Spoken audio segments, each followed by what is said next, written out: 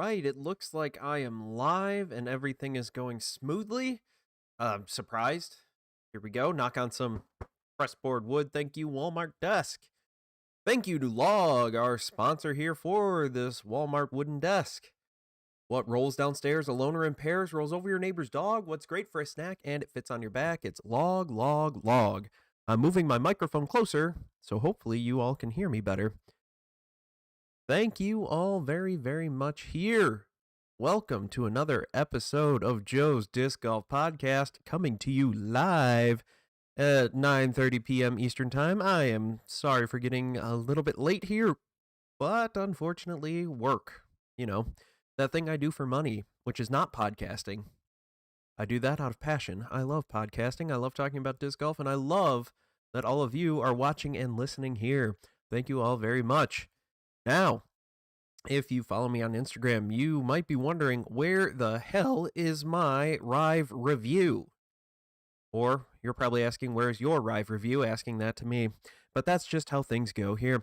I, unfortunately, sustained a pretty nasty ankle injury on Sunday morning. The whole plan was to, Saturday I recorded everything I needed.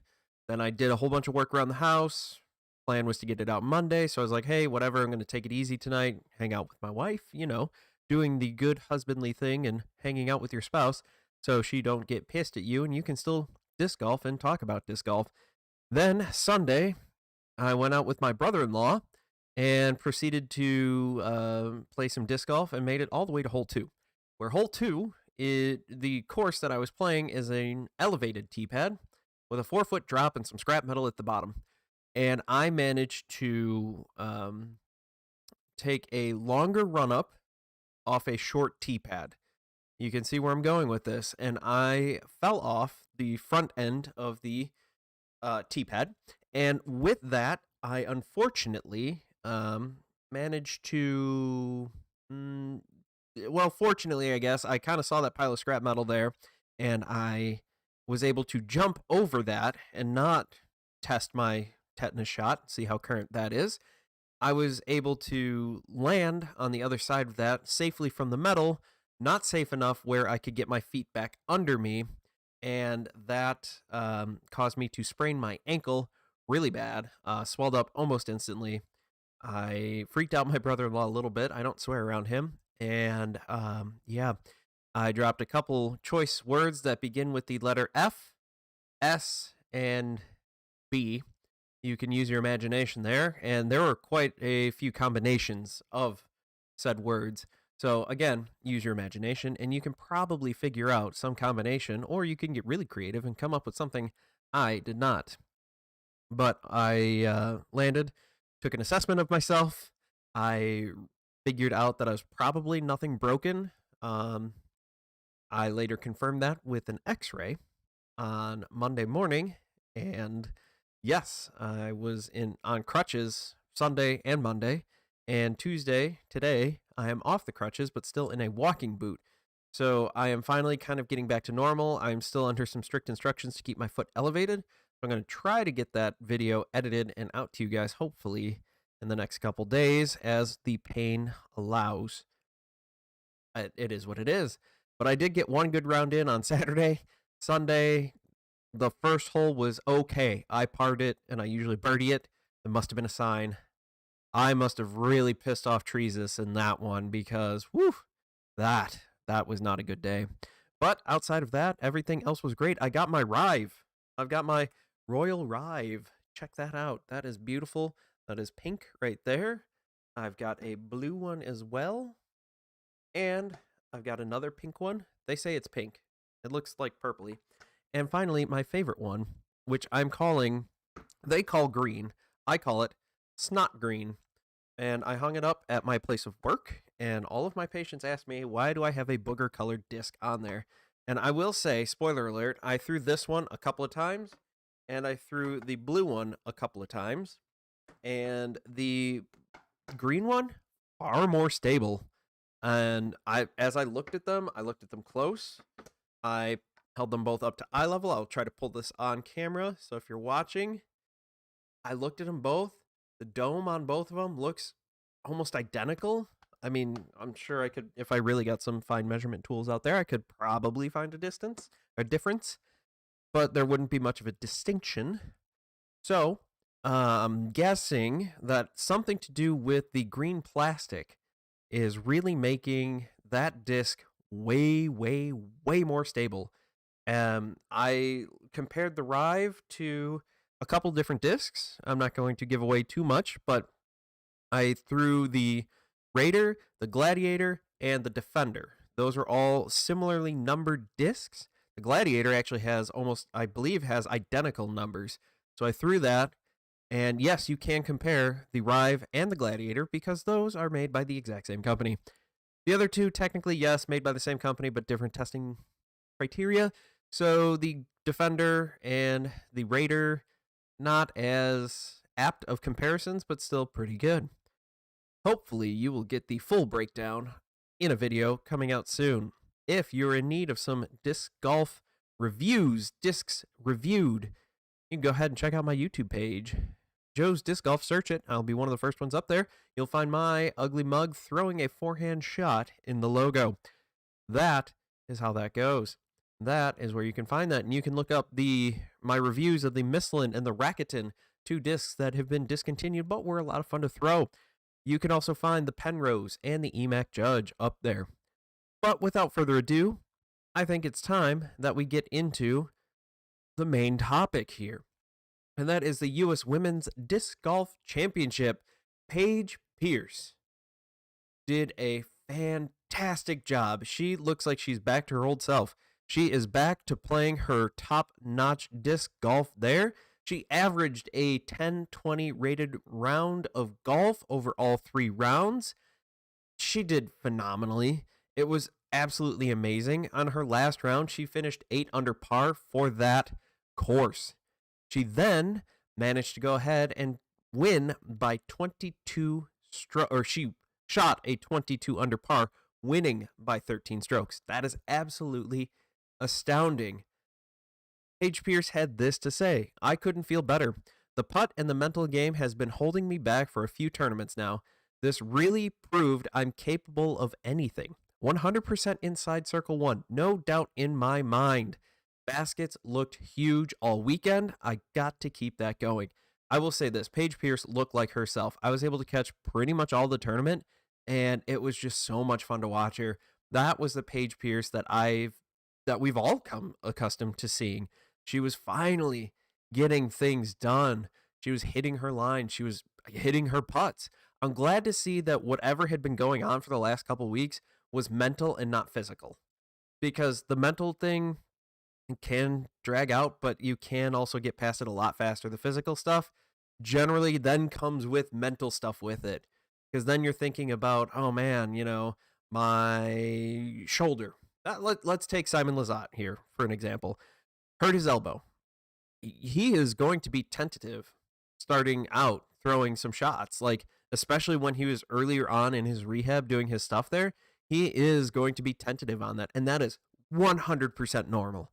You think that I'm going to go out and personally, with my ankle sprain here, go out and be able to do my full run up and just launch a forehand? No, I'm going to be a little hesitant on that. I'm getting an ankle brace. It should be here tomorrow, hopefully. But yeah, things are hopefully going to go better with that. Trying to take a look at some of my notes here. And yeah, just trying to get better. Hopefully she does that. She went 26 for 26 over 54 holes and led the field in strokes gained at 10.58 just from putting. 3 strokes better than second place. Oh man, it was absolutely amazing to watch.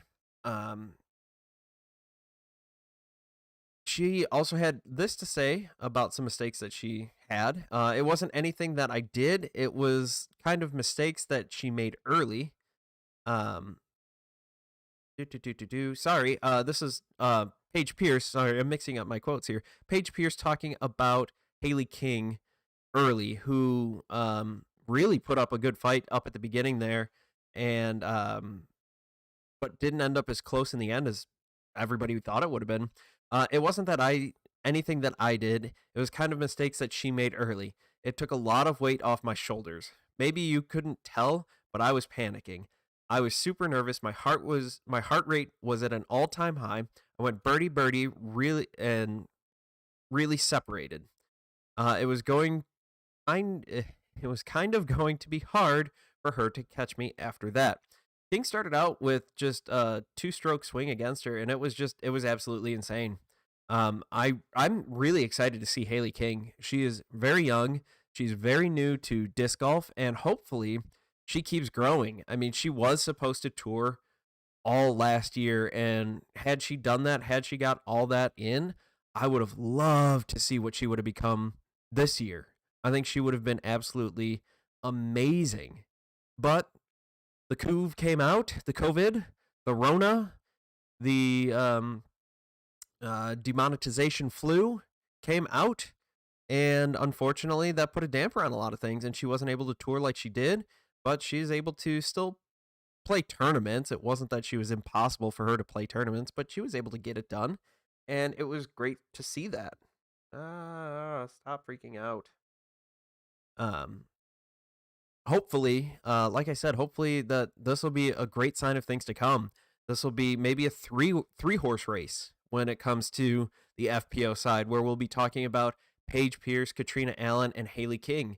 Maybe even we could throw Macy Walker in there, because I'm going to guarantee, and this is just 100% speculation on my part, that Dynamic Discs, after watching her with these last couple tournaments, they're her main sponsor, and she's going to Idlewild. I'm going to guess that she's going to do well at Idlewild. I can almost guarantee that she is going to do really, really, really well, and they're going to increase her contract and have her touring way more often. That is exactly what I think is going to happen, and they'd be stupid if they weren't. And if they don't for next year, I mean, I'm not a huge fan of this, but like, look for a new sponsor. Like, I love that you're with DD, and I really like a lot of the stuff DD does, but I think, like, if they don't see this growth potential here, that's going to be rough. So, that was first place. Second place, King was second place. She edged out Ella Hansen by one stroke. And finishing in fourth place was Missy Gannon. Holly Finley and Katrina Allen also tied for fifth place. Overall, very exciting to watch. Central Coast Disc Golf has all this stuff, so you can go over to their YouTube channel, check all of that out, and it will be so much fun to watch. Just kind of adjusting things here, hopefully. Get that microphone there, and now I can sit back a little more comfortable and do this. Sad news, moving on.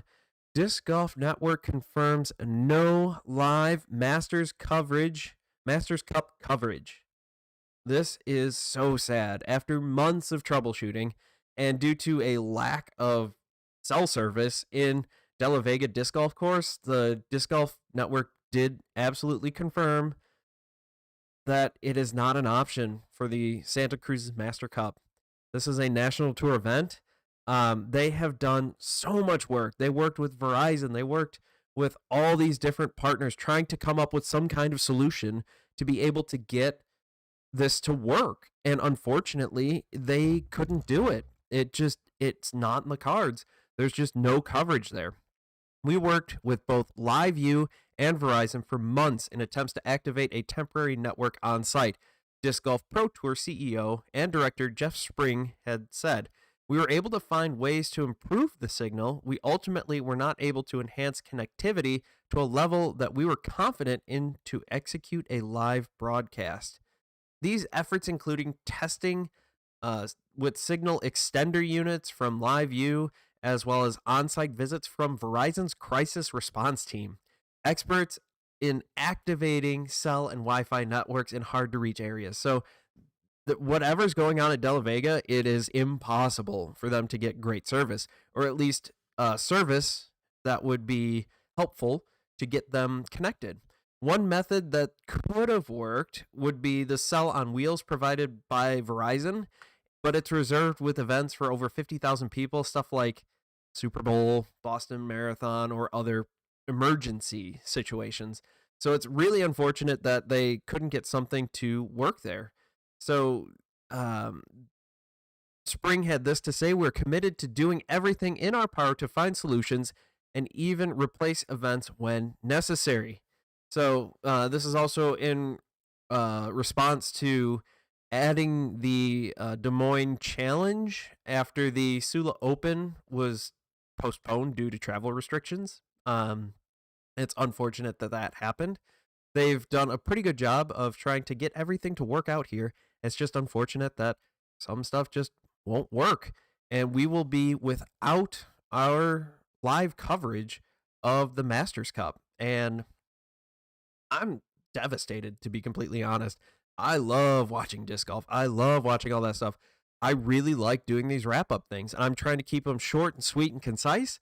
If you guys could hit me up on Twitter and Instagram to tell me what you like about that, what you think I could change about that, I would be eternally grateful. Adding video clips, I cannot do.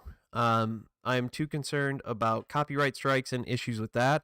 I'm still trying to figure out how to add video clips like that without like copyright infringements. I don't need somebody coming down. I don't need Jomez coming after me. Or, well, no, it would be a Disc Golf Network coming after me for something stupid like that. I don't think they would. I think I could get around it, but I need to look more into that, and I just want to make sure that I'm doing things on the up and up. So hopefully that won't be too bad. The Disc Golf Network as a whole has tripled their live offerings this year. That really made it a solid investment there, especially if you are a PDGA member. It is $5 a month. So they have all those. They also have a whole bunch of other stuff that you can catch all their shows, their podcasts live, and it's great. If you want to, going back to the Masters Cup, if you want to catch this, men's and women's lead cards, chase cards. All right, hang on. Let me reread this because I'm having struggles reading some of my notes here. The post-produced coverage for men's lead and women's lead, men's chase, and men's third cards are provided by Jomez, Central Coast, GK, and Gatekeeper, respectively. So Central Coast has the women's, Jomez has men's lead, GK has chase card, Gatekeeper has the in the hole card. So that's how that's going there. And that is about that for what we have there. Let's get ourselves into some power rankings. This time we're going to start out with the MPO Power Rankings US edition. Since winning Jonesboro, Ricky Wysocki has just absolutely dominated, and it is insane. He is at a career high of 1056. So a brief combination of a brief deal of methodology of how Ulti-World Disc Golf manages to come up with these. So they have algorithmic objective rankings combined with some subjective ballots submitted by Ulti-World Disc Golf staff. So the things that are weighted in this are results from the 2021 Elite and Silver Series events, UDisc and PDGA statistical measures, the previous ranking that they had, and the subjective feeling of the staff. So we are going to start with the people who have dropped from rankings. Jeremy Colling, 17th, no longer ranked. Eric Oakley, 18th, no longer ranked. Matt Bell was 20, no longer ranked. Emerson Keith, 21, no longer on there. Nathan Queen, 23, no longer on there. Brian Earhart was 24, now he's gone. Bradley Williams, see you later, buddy, was 25th, and you're gone. Now, I fully expect that the guys hanging around 23, 24, 25, I fully expect that to be like on and off and on and off. But seeing like 17 and 18, Jeremy Colling and Eric Oakley dropping off, I am a little surprised. So we've got in 25th, Andrew Presnell, who was not ranked last time. Zachary Johnson takes that 24th spot. He was also not ranked. Ezra Aderhold drops 7 spots from 16 to 23. Brody Smith jumps up to 22nd. He was not ranked last week. or last time. Gavin Rathbun, also not ranked. He is now 21. Thomas Gilbert jumps up 2 whole spots to take that 20th spot.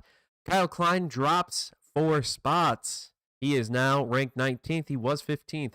Chris Clemens also drops 4 spots. He was 14th. Now he's 18th. Joel Freeman takes the 17th spot. He was unranked last time. Benjamin Calloway, 16th spot, was also unranked last time. Garrett Gerthy drops 5 spots from 10 to 15th. Colton Montgomery jumps up 5 spots from 19 to 14. Casey White drops 4 spots down to 9 from 13. Paul Ulibarri stays at a constant 12. He's been right there. He hasn't really moved around much, and it's actually pretty impressive. I mean, I'd like to see him ranked a little higher, but at the same time, having him hold there steady at 12th, it really shows how good he is. Anthony Barella jumped up to 11th from unranked. Kevin Jones drops 2 spots to 10th place. Moving up 4 spots to the 9th place spot is Drew Gibson. Dropping 3 spots is Nico LaCastro to 8th place from 5th. Chris Dickerson also dropping those 5 spots there. He is now dropping 3 spots to 7th place. Looking too far ahead here, Adam Hams is ranked 6th, jumping up 5 spots. That's where I got the 5 in the last one, from 11th. James Conrad moves up 2 more spots. I'm glad to see that man is moving up in the rankings. He is finally getting on board. He's learning his discs. He's finally getting everything together, and it's finally working for him. I'm so happy. Calvin Heimberg drops down 2 spots to 4th place. Paul McBeth stays at a steady 3rd. Eagle McMahon jumps up 4 spots from 6th to 2nd. And your number 1 player, Ricky Wysocki, hanging out there for the 2nd time in a row. Very proud of those guys. And honestly, let's face it, the top 4, Ricky, well, let's see, 2, 3, and 4. You can interchange those pretty well. Ricky, he's just been so dominant recently. It's been insane. It's just watching him play. It's like, all right, so Ricky's playing and everybody's fighting for 2nd place. Even though there have been some close rounds, there have been some close tournaments, he's just found a way to win, and it's been really impressive. Moving on to the FPO side, again, same thing as before, same power ranking stuff, everything there. We're going to start with the ladies who have dropped off from rankings. So these ladies are no longer ranked, but what I'm going to tell you is where they dropped from. Vanessa Van Dyken dropped from 16th. Ellen Widboom has also dropped from 20th. Kelly McMoran, I'm sorry. She dropped from 22. Nicole Bradley dropped from 24. And Sammy Keddington dropped from 25th. Starting at 25th place, we have Maria Olivia dropping 2 spots from 23 to 25. Camille Skewer jumped up from unranked to 24th. Casey Pennington dropped 2 spots from 21 to 23. Holland Hanley, she has jumped up to 22 from unranked. That is a good job there. Stephanie Vincent, she dropped 3 spots from 18 to 21. Alexis Mondajuano dropped 10 spots. That is rough. She is now 20th, was 10th. That is a rough day. Ella Hansen has moved up to 19th from unranked. Madison Walker has jumped up 1 spot from 19 to 18. Holly Finley has dropped 4 spots from 13 to 17. Rebecca Cox has dropped 2 spots from 14 to 16. Zoe Andike has jumped up from unranked to 15th. Juliana Corver has jumped up from unranked to 14th. Valerie Mondajuano has dropped 2 spots from 11 to 13. Erica Stinchcomb has jumped up 5 spots. She's been doing really well lately in these tournaments. She's gone from 17th to 12th. Sarah Holcomb has dropped 9 spots from 2nd to 11th. Jessica Weiss has dropped 1 spot from 9 to 10. Lisa Fakis has jumped up 3 spots. That puts her at 9 from 12. Owen Scoggins stays steady at 8th. Heather Young stays steady at 7th. Kona Star Panis has dropped 1 spot from 5th to 6th. Macy Walker jumped up 10 spots to be number 5 from 15. Macy Walker has been on fire. I have a feeling during these next power rankings, because they will include a bunch of tournaments that she's not in, she's going to drop a lot. But I think she'll still stay ranked. It's just looking ahead at her schedule, she's not doing anything anything that would count towards this until Idlewild. Missy Gannon is 4th. She jumps up 2 spots from 6th. Paige Pierce is holding steady at 3rd. Haley King jumped up 2 spots from 4th to 2nd, and Katrina Allen still remains on top. I have a feeling, though, at these next power rankings, Paige Pierce is going to jump up to at least 2nd, if not take the number 1 spot from Katrina Allen. I don't know 100%. It's just a gut feeling I've got, and we're just gonna see. Who knows? Hopefully, things will go all right for them. Finally, our last topic here. Paige Pierce and other pros criticize the USWDGC for too many courses and insufficient practice time.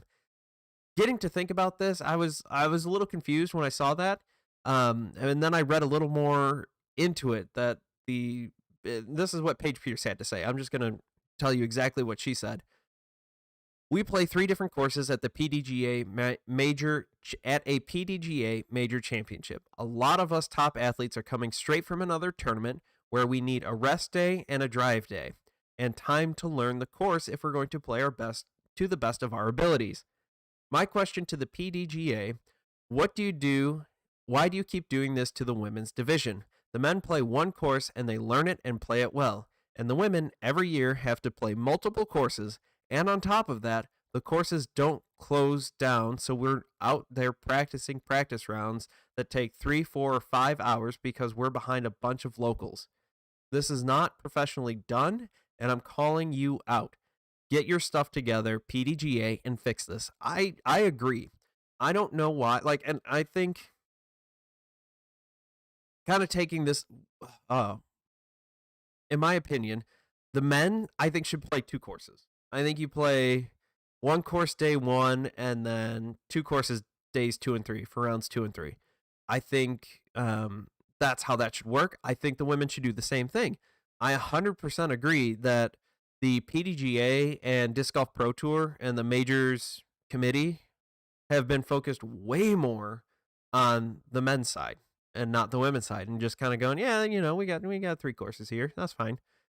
I agree with her 100%. And looking at this from a player safety aspect, because that's my job. I do sports medicine. That is 100% my job, and right in my purview. You need time as a player to take off to be able to fully recover. And I get it. You're in the middle of the season, and that's why baseball has 162 games, and it's kind of a test of endurance to a certain extent, but you still get off days. Your pitchers don't pitch every single day. Disc golf, they go every day. They will go. They're driving and doing all this stuff. They need a rest day. They need, if nothing else, for the mentality of it, get their mental health back in order. I don't know why they keep screwing the women like this. It's just not, it's not fair. They need to kind of come up with some kind of permanent setup location and go, all right, you're playing the next, sign a 5-year contract with a course or 2 courses or something. I really think doing the majors at 2 different courses would really, I think that's a really good idea, in my opinion. I think playing 2 different courses, 2 rounds at one round at the other. Maybe you do rounds 1 and 2 at 1 course, and then 3rd round is a different course, and that is your championship round. It's different for everybody then. It's a different course. It's different for the viewers to watch. I think it would really make everything a lot more fun to watch. And do that for the men too, but sign a 5-year contract with some course and go, hey, U.S. Women's Disc Golf Championship is going to be at this course for the next 5 years. And then boom, done. I know plenty of places can bid for it and they like to move some stuff around, but Jonesboro is always at Jonesboro, at this side of heaven. Idlewild's always the same. Trying to think of other tournaments off the top of my head. A few of them have changed recently because part of it's with COVID restrictions, part of that's just with the Portland Open, their course was destroyed because of an ice storm. There's nothing you can do about that. And I understand, like, if something like that happens and, they have it set up where they're playing at some course in, I don't know, North Dakota. They're playing a course in North Dakota, and in May they have a snowstorm because it's North Dakota and it knocks down half the trees in the course. Okay, now you gotta scramble and you gotta find something else. That's fine. Like, I get that. Nature happens. Mother Nature sometimes gets pissed off and just craps all over your course. It happens. Like, it really does. But I think what they need to do is just get something like that, because you can't, I keep harping on this, but you can't force players to do how they've been doing it right there, where they're driving, they're leaving as soon as OTB Open was done. They're driving, I don't know how many hours it is. Let's just say 4 hours. Probably longer. I don't care. California is a very large state. It's a very long state, and I don't know where this course is in relation to the previous course. So they're driving for multiple hours right after they played a tournament. They just played hard for the last 3-4 days, depending on whatever the tournament is that they're coming from. And then now you've got to try to get your arm rested while you're driving. You're thinking of, okay, let me try to run down the course. Let me evaluate what I just did. Okay, so the final round, hole 1, I did this and that was okay. My forehand line was a little off. Hole 2, okay, I did this. I missed the putt. Whatever. Hole 3, as they're driving up to their next course, to their next tournament, and then you go, all right, okay, so now you get your buddy in the passenger seat. Okay, so hole 1, maybe you pull out the caddy book and you're like, okay, so hole 1, the trees are kind of like this, the basket's over there, I've got OB over here and over there, so I'm probably looking for a backhand line, maybe I can get a forehand line, I don't know, I gotta go see the course to see what's happening. And then, all right, well, now I gotta do this. Oh, there's a whole bunch of other local disc golfers out there. Like, I'm sure they love their fans and everything, but you got to realize that they're out there practicing. This is their job. Like, this is what they do to make money. This is what they do for a living. So what they need is to have some time away so they can focus on their job and do all that. It would be very annoying for someone to come up in the middle of your workday and just go, "Oh my God, it's you! I need your autograph right now." It's like, yeah, dude, I'm working here. Like, I got a deadline. I gotta get this done by 5 o'clock. Like, oh, but you're awesome and you're the best at making spreadsheets, and that formula you used in column AA row 42. Oh my God, that was amazing. Like, it's gonna get rough. Like, you're not gonna have a good day, and they have to try to tune all that out, try to figure out what they did well, did poorly on the previous tournament, take it, process it, flush it. Okay, new information coming in. Okay, take it, process it, try to play a course. Okay, now I've got like 2 days. My arm's sore. I need this. I need that. I didn't play my practice round all that well. Okay, I learned this course. Oh, wait, was that hole 2 on course 1? Was that hole 2 on course 3? I don't know. It's rough. Like, I totally can sympathize. On top of that, they have significant drives to each course from the hotel that they get their discount at, that is kind of preset for them. So it was the 3 courses were anywhere from 10 to a half-hour drive from the official hotel.